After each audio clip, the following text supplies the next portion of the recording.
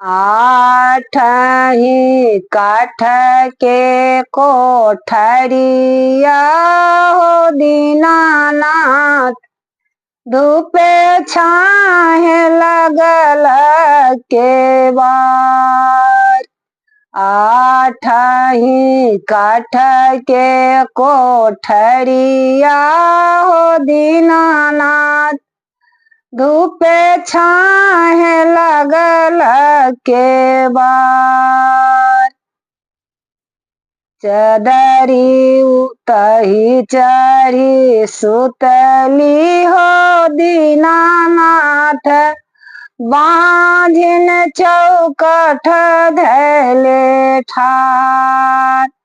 तही चढ़ी सुतली ओ दीनानाथ,